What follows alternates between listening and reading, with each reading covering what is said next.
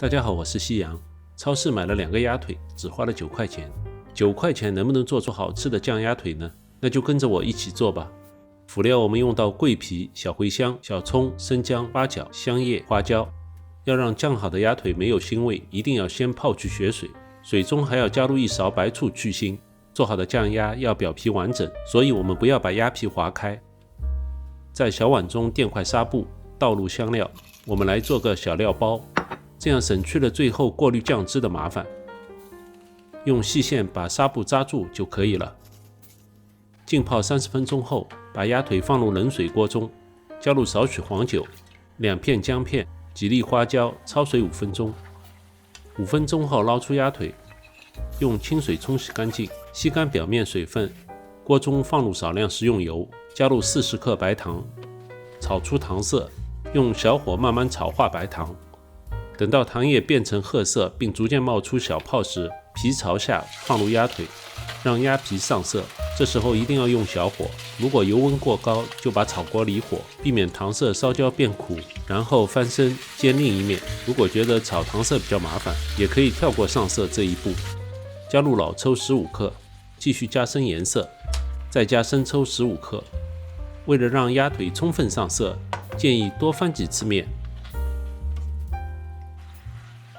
等到鸭腿均匀裹上颜色后，加入开水到食材2/3处，加入黄酒20克、生姜2片、葱节1个，把料包也一起下锅，让它没入汤汁中，加入食盐3克，加盖焖煮30分钟。10分钟时把鸭腿翻个面，然后继续皮朝上煮20分钟。20分钟后打开锅盖，用筷子试一下能轻松插入就好了。剪去葱姜和料包，试一下咸淡，如果觉得淡了，可以适当加点盐。加入8克白糖，开大火收汁，同时不停地把酱汁淋在鸭腿上。收汁时不要担心颜色浅，等锅中的汤汁不断蒸发，颜色就会加深。期间多翻几次面。可以看到每一次淋上酱汁，鸭腿颜色都会变深一点。炒糖色后烧的鸭腿颜色会比直接用酱油烧更加红润。此时的酱汁也已经非常浓稠了，等到颜色变成暗红色时，就可以出锅了。可以看到鸭腿表皮非常完整漂亮。把酱汁盛入小碗中，一会儿可以蘸着鸭腿吃，也可以淋在鸭腿上。